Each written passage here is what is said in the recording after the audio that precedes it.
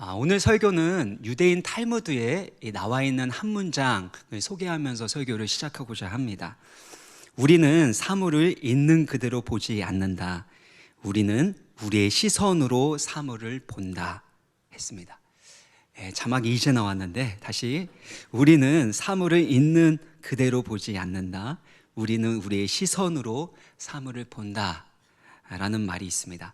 같은 것을 보고 같은 것을 경험하면서도 그 사람의 시선과 관점에 따라서 서로 다른 해석과 반응을 하게 된다는 뜻이겠죠. 책 중에 관점 하나 바꿨을 뿐인데 라는 책이 있는데요. 저자는 그 책에서 심리학자 켈리 맥고니걸이 했던 스트레스에 대한 연구 조사를 소개했습니다. 스트레스 그 자체보다는 스트레스가 해롭다는 그 관점이 건강에 더 악영향을 미친다는 겁니다. 그래서 그녀가 3만 명을 대상으로 해서 8년 이상을 그렇게 연구를 했는데, 스트레스를 받은 사람이 스트레스를 받지 않은 사람보다 사망률이 43%나 더 올라갔다고 합니다. 근데 여기서 중요한 것은 스트레스가 건강에 해롭고 치명적이다고 응답한 사람들에게 더 사망률이 높았다는 겁니다. 해롭지 않다라고 그렇게 응답했던 사람들에게는 스트레스가 그렇게 크게 영향을 미치지 못했다고 합니다. 똑같은 스트레스를 받았음에도 불구하고 스트레스가 본인에게 긍정적으로 작용한다고 믿었던 사람들은, 그런 관점을 가지고 있었던 사람들은 그렇지 않은 사람보다 더 건강하고 행복한 모습을 보였다는 것이죠. 즉, 스트레스에 대한 관점과 태도에 따라서 스트레스가 독이 되기도 하고 약이 되기도 한다는 겁니다. 그래서 책 제목대로 관점 하나 바꿨을 뿐인데, 이 제목대로 관점 하나를 바꿨을 때에 우리 인생의 많은 부분들이 달라질 수 있는 것을 보여줍니다. 만일 우리의 관점을 하나님의 관점으로 바꿔 본다면 우리의 삶은 얼마나 달라질 수 있을까요? 오늘 본문에서 우리는 하나님의 관점과 인간의 관점 모두를 살펴볼 수 있습니다. 1절을 보면은요, 여호와 하나님께서 사무엘에게 말씀하시는데, 내가 사울 왕을 이미 버려서 이스라엘의 왕이 되지 못하게 하셨다고 합니다. 그 이유는 앞으로 이 다윗 시리즈를 살펴볼 때 사울에 대한 이야기가 나올 때 또 살펴보겠지만, 하나님의 말씀을 거역했기 때문에, 하나님의 말씀을 사울이 버렸기 때문에 하나님도 사울을 버리셨다라고 합니다. 사울은 이스라엘의 첫 번째 왕이었고요, 그리고 사무엘이 직접 기름 부은 왕이었습니다. 그래서 이 사울의 실패를 사무엘이 바라보면서 마치 자기의 실패처럼 아파하고 슬퍼하는 것을 볼 수가 있습니다. 이렇게 슬퍼하는 사무엘에게 하나님께서 말씀하시는데요, 여기 보면 1절의 중간에 보면, 내가 그를 위하여 언제까지 슬퍼하겠느냐, 그를 위하여 언제까지 슬퍼하겠느냐. 사울의 실패와 그 비극적인 현실을 보면서 사무엘이 마음 아파하는 것, 슬퍼하는 것은 너무나도 당연한 이야기입니다. 그런데 하나님께서 말씀하시는 것은 그런 슬픔과 고통에도 기한과 때가 있다라는 것입니다. 그래서 1절을 보면은요, 너는 뿔에 기름을 채워 가지고 가라. 내가 너를 베들레헴 사람 이새에게로 보내리니 이는 내가 그의 아들 중에서 한 왕을 보았느니라 하시는지라. 이제는 일어나서 가라는 겁니다. 하나님이 새로운 곳으로 보내시겠다고 말씀하고 있습니다. 그래서 더 이상 슬픔 가운데 머물러 있지 말고, 슬픔에만 빠져 있지 말고 새로운 소망을 가지라는 말씀을 주시는 겁니다. 그 이유가 무엇입니까? 하나님이 한 사람을 보셨기 때문입니다. 하나님께서 이새의 아들 중에서 한 왕을 보셨기 때문입니다. 사무엘은 사울의 실패와 비극적인 현실을 보고 있습니다. 반면에 하나님은 사울의 실패와 절망적인 현실을 넘어서서 하나님의 새로운 구원의 역사를 이루어 나갈 새로운 왕을 보고 계셨던 것입니다. 사울은 실패했지만 하나님의 구원 계획은 실패하지 않습니다. 이사야서 창세기 49장을 보면은요, 유다 지파 가운데서 왕들이 나올 것에 대해서 예언을 했는데요, 사울은 사실 어느 지파 사람입니까? 유다 지파 사람이 아니라 베냐민 지파 사람이었습니다. 그러니까 사울의 교만함과 그 불순종의 실패가 있었지만 오히려 하나님은 그것까지도 사용하셔서 유다 지파로부터 왕이 세워질 수 있도록 개입하시고 역사하셨던 것입니다. 이것이 하나님이 행하시는 참 오묘하고 신비로운 섭리입니다. 제가 좋아하는 헬렌 켈러의 그 말이 있는데요, 행복의 한쪽 문이 닫히게 되면 다른 문이 열린다라는 표현입니다. 사울의 실패로 인해서 구원 역사 가운데 한쪽 문이 닫혔습니다. 그런데 하나님은 그의 구원 역사를 이루시기 위해서 새로운 문을 여셨던 것입니다. 그럼에도 불구하고 우리는 종종 어떻게 하냐면, 그러나 우리는 종종 닫힌 문만 오래 바라보느라 우리에게 열린 다른 문을 보지 못한다고 합니다. 사랑하는 여러분, 여러분은 무엇을 지금 바라보고 계십니까? 우리 인간 모두는 실패합니다. 때로는 말할 수 없는 슬픔과 아픔을 겪을 때가 있습니다. 그때 슬픈 사건, 고통의 문제와 같은 그 닫힌 문을 바라보고만 있어서는 안 된다는 겁니다. 한쪽 문이 닫히게 되면 하나님은 반드시 새로운 문을 열어주십니다. 그 실패를 넘어서서 하나님의 일하시는 그 섭리를 우리가 믿게 될 때, 그 하나님의 관점을 갖게 될 때, 우리는 더 이상 슬픔 가운데만 머물지 않고 그 슬픔에서 일어나서 하나님 주신 사명과 소명을 따라 새로운 시작을 할 수 있는 줄 믿습니다. 그러면 하나님이 보고 계셨던 새로운 왕은 누구입니까? 여러분 잘 아시는 것처럼 다윗입니다. 다윗은 성경에서 가장 대표적인 하나님의 사람이라고 할 수 있습니다. 마태복음 1장 1절에도 보면 아브라함과 다윗의 자손 예수 그리스도의 족보다 이렇게 표현하고 있는데요, 믿음의 조상 아브라함에 대한 이야기는 성경에서 한 14장 정도 이렇게 기록되어 있습니다. 근데 다윗에 대한 이야기는 66장에 걸쳐 기록될 정도로 아주 방대하게 기록되어 있습니다. 그리고 시편은 150편으로 되어 있는데 그 중에 다윗이 쓴 시편은 73개가 됩니다. 그 정도로 많은 숫자를 다윗이 시편을 썼는데, 그런데 그 시편에는 사실 하나님의 구속사의 신비가 기록되어 있고 또 하나님의 은혜로운 선택과 예정을 비롯해서 그렇게 메시아에 대한 기록도 다 다윗이 쓴 시편에 기록되어 있는 것을 우리가 알 수 있습니다. 더욱이 이스라엘 역사 가운데서 가장 존경받는 왕이 있다면 그는 다윗이었고요, 지금도 이스라엘 국기를 보면 별이 있는데 그 별은 다윗의 별이라고 합니다. 그래서 이스라엘은 지금도 시오니즘을 그렇게 주장하고 있는데 다윗 때와 같은 정치적으로 군사적으로 또 종교적으로 흥왕한 때를 꿈꾸고 있는 것입니다. 이렇게 훌륭하고 탁월한 다윗을 생각하게 되면 다윗은 어렸을 때부터 부모로부터 사랑과 인정을 많이 받고 정서적으로나 관계적으로도 매우 안정된 삶을 살았을 거라고 기대합니다. 근데 성경을 막상 들어가서 살펴보면은요, 다윗의 삶은 그렇지 않았습니다. 사무엘이 하나님의 명령에 따라서 이새의 집으로 갔을 때 7 아들 중에서 왕이 될 사람을 찾습니다. 근데 거기에 아무도 왕이 될 사람이 없는 거예요. 왜냐하면 그 7명의 아들 중에 다윗이 포함되어 있지 않았기 때문입니다.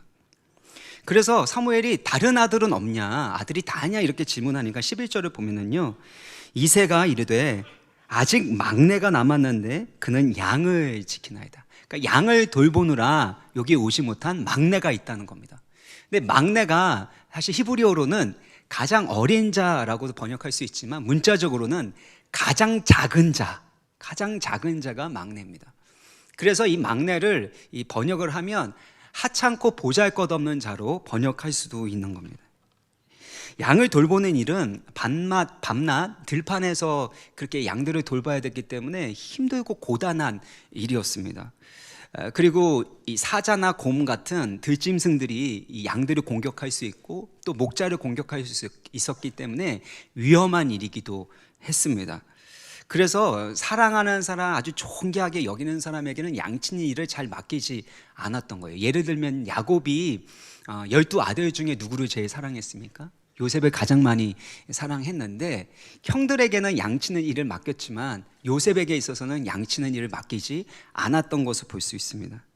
그런데 다윗은 아버지의 이 부름을 따라서 이 양을 돌보는 이들을 하는데 심지어 왕으로 기름 부음 받는 아주 중요한 자리에도, 그 선발하는 자리에도 초대받지 못했다는 겁니다.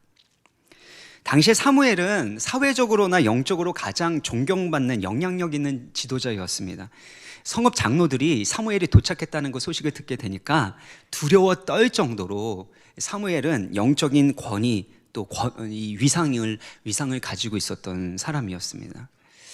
당시 최고의 지도자였고 하나님의 선지자였던 사무엘이 이새의 집에 왔다면 당연히 아버지로서 모든 아들을 초대해야지 정상이 아닙니까? 예를 들어서 만약에 대통령이 여러분의 자녀를 보기 위해서, 여러분의 가족을 보기 위해서 방문을 했다면 어떻게 해야 됩니까? 모든 가족들을 당연히 초대해야 되겠죠. 여러분이 보내고 싶은 정말 명문대학의 총장이 와서 여러분의 자녀를 이렇게 살펴보고 그 다음에 거기에서 선발하겠다라고 하면 반드시 여러분의 자녀를 다 데리고 오고 철저하게 준비를 시킬 겁니다. 그런데 이 아버지는 다윗을 부르지 않았다는 겁니다.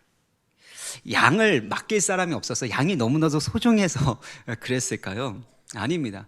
사무엘상 17장 20절을 보면은요, 다윗이 심부름을 받아서 이 형들이 갔었던 그 군대로 가게 됩니다. 심부름을 받아서 가게 되는데 자기의 양을 누구에게 맡기게 돼요? 양을 지키는 자에게 맡겼다라는 겁니다. 그러니까 양을 맡길 사람도 있었는데 다윗은 부르지 않았다는 것은 무엇을 의미하죠? 다윗에 대한 기대나 어떤 소망이 전혀 없었다는 것을 의미하는 것입니다. 다윗은 사실은 아버지에게 있어서, 가족에게 있어서는 인정과 사랑을 받지 못하는, 기대감과 존재감이 없는 그런 가장 작은 자, 가장 하찮고 보잘것없는 자였던 것입니다. 그런데 하나님은 그렇게 사람들이 보잘것없게 여기는 그 다윗을 선택하시고 하나님의 새로운 구원 역사를 이루어가는 왕으로 세우셨다는 겁니다. 이것이 하나님이 일하시는 방법이고 하나님의 관점입니다. 맥스 루케이도라는 사람이 이 책을 썼는데 하나님이 캐스팅한 사람들이라는 책, 하나님이 캐스팅한 사람들이라는 책을 썼습니다.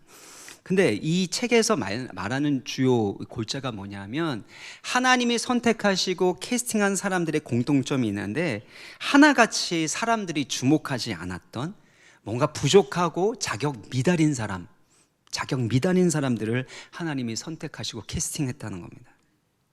시편 113편 6절에서 8절을 보면요, 스스로 낮추사 천지를 살피시고, 7절부터 같이 읽겠습니다. 시작. 가난한 자를 먼지 더미에서 일으키시며 궁핍한 자를 거름더미에서 세우시며. 하나님은 가난한 자를 어디에서 일으키셨대요? 먼지 더미에서 일으키셨고, 궁핍한 자를 어디에서요? 거름더미에서 들어 세우셨는데, 여기에서 거름더미를 이 현대인의 번역에서 보면은요, 쓰레기장이라고 표현되어 있습니다. 그러니까 하나님이 궁핍한 자, 그 자를 쓰레기장과 같은 곳에서 일으켜 세우셔서 높은 지도자의 위치에 올리셨다는 것입니다. 이것이 하나님의 관점이고 하나님의 선택입니다. 아시스의 성인이라고 불리는 프란시스에게 어떤 사람이 이런 질문을 했습니다. 당신을 통해서 수많은 사람들이 감동과 변화를 받고 있는데 어떻게 이렇게 놀라운 역사가 이루어졌습니까? 당신이 하나님께 쓰임받은 비결은 무엇입니까? 그렇게 말하자 프란시스가 이렇게 대답합니다. 하나님은 이 땅에 사는 많은 사람들을 바라보셨습니다. 그리고 그 많은 사람들 가운데 이 땅의 모서리 한 곳에서 가장 연약하고 가장 무지하며 가장 미련한 사람을 바라보셨습니다. 그보다 더 낫고 그보다 미련한 사람은 찾을 수 없었습니다. 그렇다, 저 사람이다. 저 사람을 통해서 나의 강함과 나의 지혜와 나의 능력을 나타내리라. 이것이 하나님이 저를 선택한 이유입니다. 하나님이 선택하실 때는 세상에서 능력이 있는 사람, 세상에서 흠모할 만한 매력이 있는 사람을 선택하는 것이 아니라 가장 연약하고 가장 작고 가장 무지해 보이는 그 사람을 선택하셔서 하나님의 영광스러운 일을 감당하게 하신다는 것입니다. 그래서 신명기 7장 7절을 보면은요, 여호와께서 너희를 기뻐하시고 택하심은 무엇 때문이래요? 이스라엘 백성들이 숫자가 많아서 힘이 있어서, 그래서 뭔가 쓸모가 있어서 이스라엘 백성을 선택한 것이 아니라 모든 민족에서 가장 적기 때문에, 가장 작기 때문에 하나님이 선택하셨다라는 겁니다. 사랑하는 여러분, 하나님이 여러분을 사랑하시고 이곳 가운데로 은혜의 자리로 불러주신 이유가 무엇입니까? 여러분이 남다른 매력이 있고 가치가 있고 쓸모가 있어서라고 생각하십니까? 그것이 아니라는 것입니다. 가장 연약하고 보잘것없는 우리이기 때문에 하나님의 은혜를 부어주시고 우리를 통해서 하나님의 선하심과 아름다움을 드러내기를 원하신다는 것입니다. 그래서 고린도전서 1장 26절을 보면 형제들아 너희를 부르심을 보라. 육체를 따라 지혜로운 자가 많지 아니하며 능한 자가 많지 아니하며 문벌 좋은 자가 많지 아니하도다. 왜 그럴까요? 27절 보면 하나님께서 세상에 미련한 것들을 택하사 지혜 있는 자들을 부끄럽게 하시려고 세상에 약한 것들을 택하사 강한 것들을 부끄럽게 하시고자 하셨다는 것입니다. 그래서 28절을 보면 하나님께서 세상에 천한 것들과 멸시받는 것들과 없는 것들을 택하사 있는 것들을 폐하려 하셨는, 이는 아무 육체도 하나님 앞에서 자랑하지 못하게 하려 하심이라. 이것이 하나님이 우리를 선택할 때의 은혜의 원리입니다. 하나님은 자격 없는 자, 가장 작고 비천한 자, 별 볼 일 없는 자를 선택하셔서 하나님의 거룩하고 존귀한 자녀로 삼아주셨다는 겁니다. 그래서 베드로전서 2장 9절을 보면 너희는 택하신 족속이요, 어떤 제사장들입니까? 왕 같은 제사장이라고 부르고 계시는 것입니다.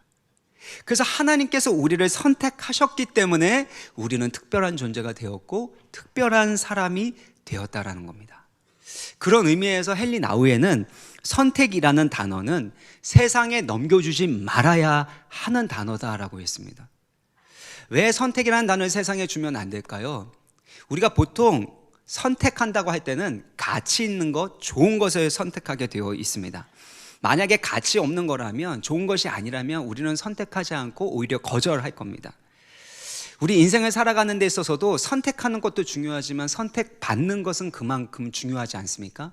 예를 들어서 대학 입시 가기 위해서 여러분이 원하는 학교, 자녀들이 원하는 학교를 선택해도 그 학교가 여러분을 선택해 주지 않으면, 자녀들을 선택해 주지 않으면 사실은 소용없는 일입니다. 그래서 열심히 실력을 닦고 그리고 성적을 높여서 그 학교의 선택을 받고자 하는 거 아닙니까?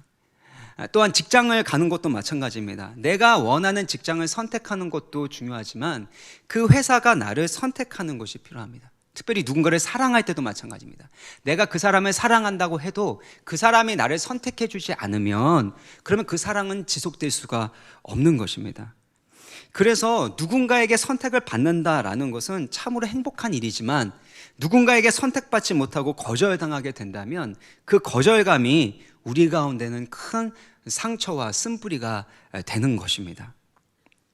그래서 세상은 이처럼 좋은 것, 가치 있는 것들을 선택하고 그리고 그렇지 않은 것은 버립니다. 근데 하나님은 그 반대라는 것입니다. 가치 있고 훌륭한 것을 선택하는 것이 아니라 가치 없고 부족하고 보잘것없는 자를 선택하셔서 그를 영광스럽고 존귀한 하나님의 자녀로 부르신다라는 것입니다. 이게 복음입니다. 내가 가치 있어서 선택받은 것이 아니라 하나님의 선택을 받았기 때문에 보배롭고 가치 있는 존재가 되었고 이제는 보배롭고 가치 있는 존재답게 살아갈 수 있도록 하나님이 우리를 돌봐주시고 인도해 주신다는 것, 이것이 복음인 것을 믿으시길 바랍니다. 찬송가 310장에도 보면요, 아 하나님의 은혜로라는 찬양이 있는데 거기 1절 보면 아 하나님의 은혜로 이 쓸데없는 자 왜 구속하여 주는지 난 알 수 없도다. 우리 인생을 살아가다 보면 좀 더 힘을 갖고 싶지 않습니까? 좀 더 능력을 가져서 좀 더 많은 조건을 갖춰서 내가 하고 있는 일 가운데서 뭔가 성과가 나타나게 되고 사람들에게 보여줄 수 있는 그런 삶을 살고 싶을 때가 있지 않습니까? 근데 내가 너무 부족해요, 연약해요. 그러다 보면 때로는 하나님의 일을 하는 데 있어서도 낙심케 되는 마음이 있고 마음 가운데 원망과 불평이 생길 때도 있지 않습니까? 그런데 이 1절을 다시 보면은요, 아 하나님의 은혜로 어떤 자를 구원하여 주셨습니까? 쓸데없는 자라는 겁니다.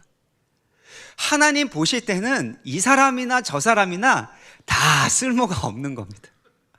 어떤 청년이요 저한테 찾아와가지고 왜 하나님은 내 가운데 이렇게 힘들고 어려운 과정을 허락하시는지 모르겠다는 거예요.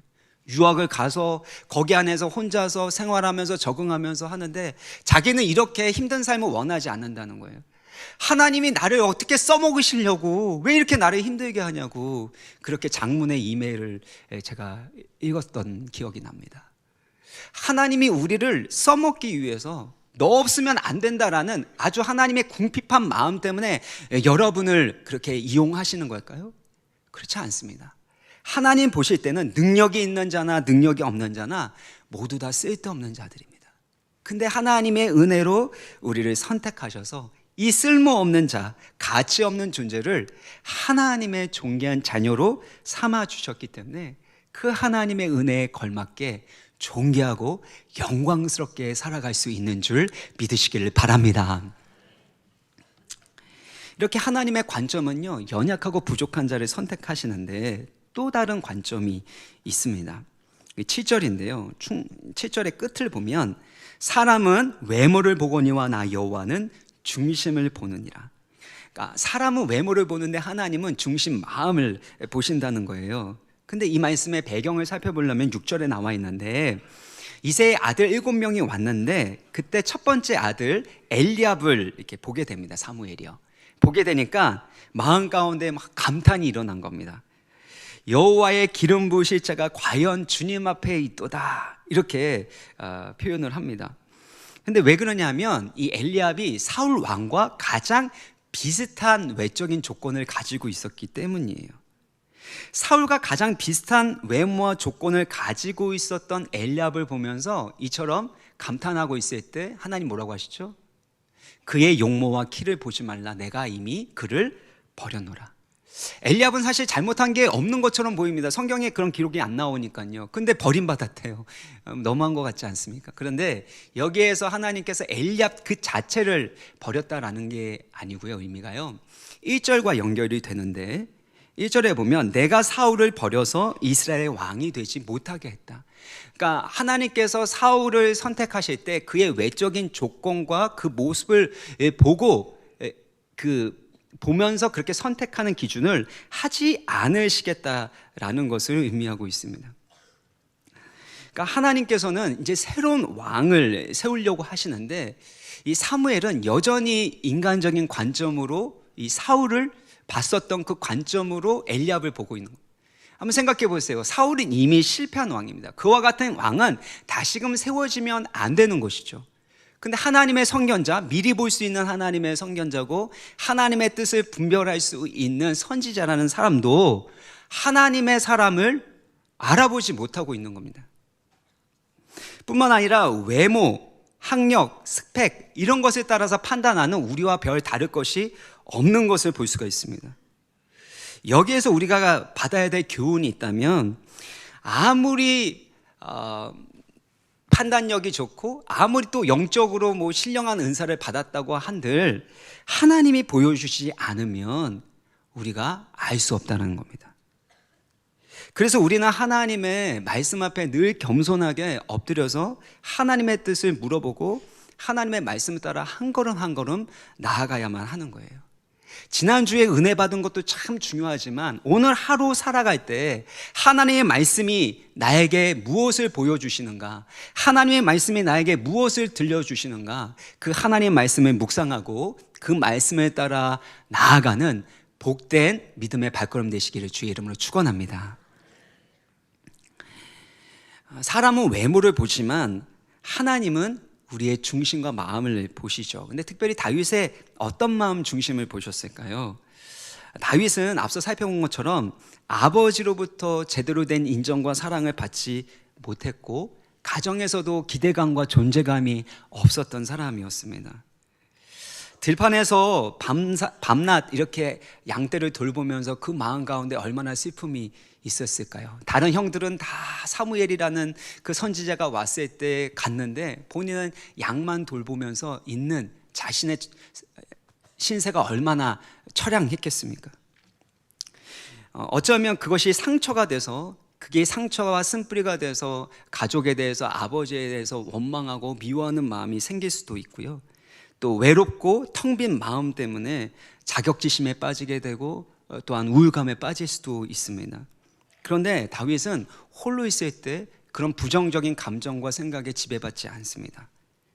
그가 혼자 있을 때 무엇을 했을까 이렇게 생각해 보면은요, 사무엘상 16장 23절 보면 다윗이 잘하는 게 하나 있었는데 그게 바로 수금을 타는 일이었습니다. 그러니까 그 악기를 잘 연주하려면 그만큼 많이 연습하고 연주했음을 우리가 알 수 있죠.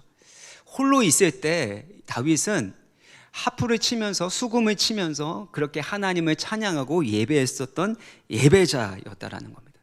얼마만큼 하나님의 임재가 강하고 또 영적인 능력이 강했냐면 그가 하프를 연주하게 되니까 사울에게 붙었었던 악신, 악령이 떠나갈 그런 정도로 그만큼 하나님의 임재와 영성이 있는 예배자였습니다. 이처럼 우리가 홀로 있는 그 시간, 고통과 외로움 가운데 있는 그 시간이 하나님을 만나게 되는 은혜의 자리가 될 수 있는 겁니다. 블레이즈 파스칼은요, 인류의 모든 문제는 인간이 혼자 방에 조용히 앉을 수 없다는 데서 비롯된다라고 말했습니다. 파스칼이 말하고 있는 혼자 방에 있다라는 것은 뭐 혼자 하고 싶은 취미 생활을 한다던가 뭐 좋아하는 일을 한다는 그런 의미가 아니라 묵상하고 자기를 성찰하는 그 시간을 의미하고 있습니다. 파스칼도 그리스도인이었기 때문에 이 혼자 있는 시간은 하나님과 친밀한 교제를 나누는 시간이었고 또 예수님의 표현으로는 골방에 들어가서 기도하고 묵상하는 시간이라고 할 수 있습니다. 사랑하는 여러분, 우리 인생을 살아가다 보면 내가 혼자라고 느껴질 때가 있습니다. 사랑하는 사람에게조차 상처를 받게 되고 내 마음이 뻥 뚫린 것 같이 공허하게 느껴질 때도 있습니다. 사랑하는 배우자도 그 외로움과 공허함을 채워줄 수도 없고 세상에 누리는 즐거운 것들 또 누리는 많은 것들도 결국에 그 마음을 채워줄 수 없는 것들이 있습니다. 왜냐하면 파스칼이 말한 것처럼 우리 안에는 하나님만이 채울 수 있는 하나님의 공간이 있기 때문입니다. 하나님만이 채울 수 있는 그 공간을 느끼는 외로움의 시간들, 때로는 슬픔과 고통의 시간들은 결국엔 다른 사람을 만나야 될 때가 아니라 하나님을 만나야 할 때이고 다른 것으로 채우는 것이 아니라 하나님의 사랑과 은혜로 채워야 할 때인 줄 믿으시길 바랍니다. 그래서 하나님의 사람들은 저마다 홀로 있는 시간들을 가졌습니다. 모세는 광야에서 40년 동안 홀로 있는 시간을 가졌을 뿐만 아니라 시내산에 올라갔을 때 40일 동안 금식하면서 하나님의 영광과 임재 가운데서 거하는 것을 볼 수 있습니다. 엘리야도 하나님 앞에 서 있는 자였고요. 그 모든 믿음의 사람들, 특별히 예수님도 홀로 산에 올라가셔서 기도하셨습니다. 이처럼 신앙생활에 있어서의 핵심은요, 홀로 있는 시간을 통해서 하나님을 독대하고 하나님과 친밀한 교제를 나누는 시간이 필요하다는 겁니다. 많은 사람들이 홀로 있는 그 시간을 외로운 시간, 고독한 환경이라고 생각을 하고 오히려 그 외로움 때문에 그의 영혼이 망가지게 되고 세상에 썩어진 것들, 세상에 의미 없는 그 모든 쓰레기와 같은 것들로 우리의 영혼을 채울 때가 있지 않습니까? 그런데 외로운 시간, 고독한 그 시간이 하나님을 만나는 홀로 있는 은혜의 시간이 되시기를 바랍니다. 이렇게 다윗이 홀로 양들을 돌보고 있을 때 그의 마음은 하나님을 향하고 있었습니다. 왜냐하면 시편 27편 10절 보면요, 내 부모는 나를 버렸으나 여호와는 나를 영접하시리라. 사랑하는 부모에게 버림받았으면 그게 얼마나 큰 상처가 됩니까?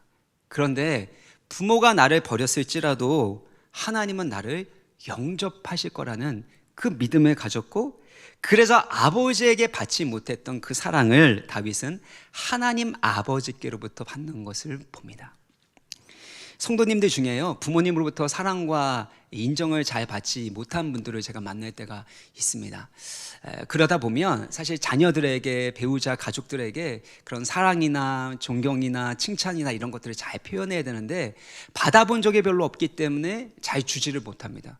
그렇다고 그런 존경과 인정을, 사랑을 원하지 않는 게 아닙니다. 그분들도 주변에 있는 사람들에게, 회사에서 그렇게 인정받기를 원하고 존중받기를 원하고 있는데, 그런데 그것이 익숙하지 않으니까, 부모로부터 받은 것이 별로 없으니까 그것들을 자녀들에게도 해주지는 못하고, 내가 막 혹시 칭찬하게 되면 너무 이렇게 하면 교만해지는 건 아닐까라는 그런 생각들을 가지고 있는 분들도 있습니다. 그런데 어떤 분들은요, 부모님한테는 그렇게 차가운 대우를 받았고 또 상처도 많으신데, 자기 자녀를 대할 때나 주변에 있는 분들을 대할 때는 어떻게 그렇게 사랑이 많은지 너무 신기했습니다. 근데 이야기를 나눠보면요, 부모에게는 상처받았고 부모에게는 사랑받지 못했는데 하나님 아버지의 사랑을 그 누구보다도 깊이 있게 깨닫고 누리고 계신다라는 겁니다. 독생자 예수 그리스도를 주실 만큼 아낌없이 우리를 사랑하시는 그 사랑을 경험하시고 그 사랑 가운데 거하시니까 본인이 받지 못했던 그 사랑을 바로 자녀들에게 또 주변 사람들에게 흘려보내는 것을 볼 수가 있습니다. 사랑하는 여러분, 우리는 누군가로부터 받아야지만 줄 수 있는 그런 존재입니다. 우리가 세상으로부터 누군가로부터 받으려고 하는데 배우자도 줄 수 없고 자녀도 줄 수 없고 세상에 그 무엇으로도 채울 수 없는 그 공간이 있다면 어떻게 해야 됩니까? 그때는 하나님의 사랑으로, 하나님의 은혜로, 하나님의 임재와 생명으로 채워야 하는 줄 믿습니다. 그러므로 사람에게 받지 못한 것, 우리 주변에 있는 사람에게 받지 못한 것이 있다면 오히려 그 부족함 때문에 하나님을 더욱 의지하시기를 바랍니다. 사랑하는 여러분, 부족한 사람을 하나님이 선택하시지만 부족하다고 모든 사람들이 하나님의 은혜를 경험하는 것은 아니더라고요. 왜냐하면 부족한 그 자체가 중요한 것이 아니라 그 부족한 상황 때문에, 자신의 부족함을 깨달았기 때문에, 그래서 하나님을 바라보고 의지하는 자에게 하나님은 은혜를 부어주십니다. 그래서 그의 마음이 하나님을 향할 때, 어떤 상황과 어떤 처지와 어떤 관계에 있을 때 너무나도 불편하고 화가 나고 외롭고 어려운 상황 가운데서도 우리의 중심이 하나님을 향해 있다면, 하나님이 나의 부족함과 연약함을 채워줄 수 있다는 그 믿음을 가지고 있다면, 그 부족함의 자리는 하나님의 은혜가 머물게 되는, 하나님의 임재가 머물게 되는 은혜의 자리가 되는 줄 믿습니다. 그래서 우리가 하나님의 은혜를 사모하는 게 필요해요. 사도 바울처럼 하나님께 위대하게 쓰임받은 사람이 있습니까? 빌립보서 3장을 보더라도 또 사도행전을 보더라도 그는 학문적으로나 아니면 그동안의 그 유대인의 그런 혈통으로 있어서나 많은 부분에 있어서 남다른 그런 탁월함을 가지고 있는 사람이 바울이었습니다. 근데 자기 자신에 대해서 소개할 때요, 에베소서 3장 8절을 보면요, 같이 읽어보겠습니다. 시작. 모든 성도 중에 지극히 작은 자보다 더 작은 나에게 이 은혜를 주신 것은,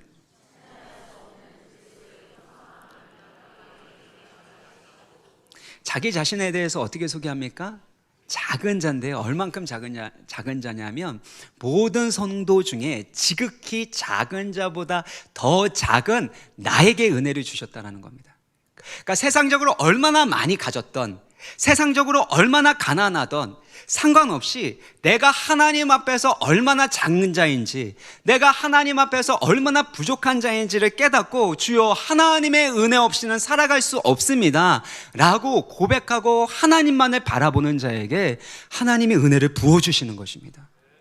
그러므로 우리 인생을 살아가다 보면 가장 가까운 사람에게, 가장 믿었던 사람에게도 배신당할 때가 있고 마음 가운데 슬픔과 고통이 있을 때가 있지만, 그때마다 살아계신 하나님, 우리의 그 모든 것을 하시고 채우시고 가장 선한 길로 인도하여 주시는 하나님만 바라보시고 의지하시길 바랍니다.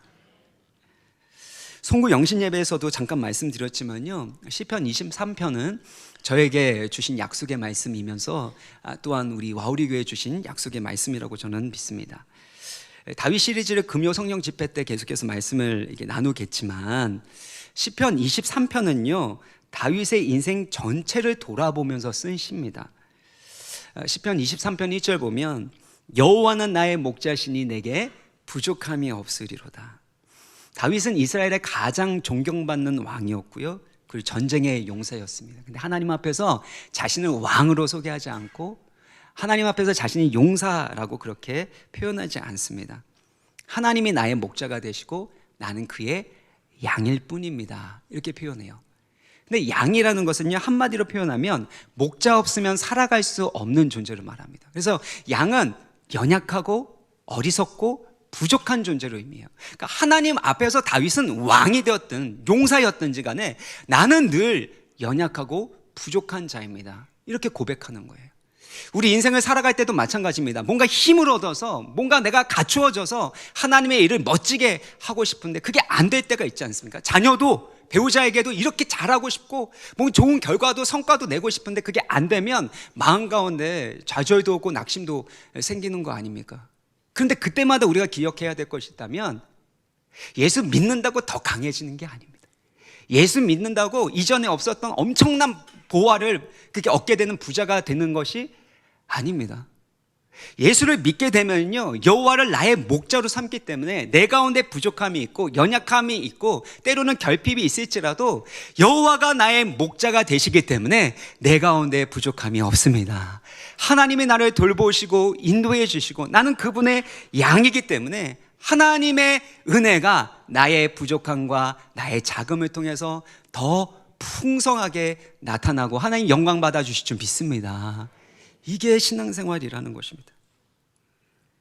그러므로 우리 인생 가운데 부족함을 경험할 때일수록 여호와가 나의 목자가 되시고 그리고 그래서 그분의 돌보심으로 인하여 내 가운데 부족함이 없습니다. 나는 충분합니다 라고 고백할 수 있는 참된 믿음을 가지시기를 주의 이름으로 축원합니다. 이런 마음을 가지고 살아가는 자는요, 자신에게 주어진 것들을 최선을 다해서 감당할 수 있습니다. 사무엘상 17장 37절 보면은요, 다윗이 양을 돌보게 될 때 사자와 곰이 이 양 새끼를 물고 간 때가 있었습니다. 그때마다 어떻게요? 달려가서 그 사자와 곰의 입에 있는 그 양을 다시금 찾아옵니다. 생명 걸고 양을 지키는 모습을 볼 수 있습니다. 아무도 보는 사람이 없습니다. 그리고 다윗의 양도 아니고 자기를 인정도 안 해주고 존중해 주지 않는 아버지의 양입니다. 그럼에도 불구하고 그는 마치 자신의 생명처럼 그 양들을 사랑하고 그 양들을 돌보는 것을 볼 수 있습니다. 사랑하는 여러분, 아무도 보는 사람이 없을지라도 하나님은 여러분을 보고 계시는 줄 믿으시길 바랍니다. 여러분이 하고 있는 그 일들, 지금은 바로 성과가 나오지 않을지라도, 지금은 누가 알아주지 않을지라도 우리 하나님은 반드시 보고 계시고 때가 될 때 여러분의 그 중심을 따라서 여러분을 반드시 높여주시고 여러분을 통해서 영광 받아 주실 줄 믿습니다. 역대하 16장 9절인데요, 여호와의 눈은 온 땅을 두루 감찰하사 전심으로 자기에게 향하는 자들을 위하여 능력을 베푸시나니. 더 좋은 환경과 더 좋은 상황, 더 좋은 조건들을 우리가 구할 수 있지만 우리의 기도가 좀 달라졌으면 좋겠습니다. 주님, 무엇보다도 저의 마음을 지켜주시고 저의 마음이 주님께로만 향하게 하여 주옵소서. 하나님의 그 능력을 체험하시는, 그 하나님의 능력으로 여러분을 향한 하나님의 선하신 뜻이 이루어지는 복된 삶이 되기를 주의 이름으로 축원합니다.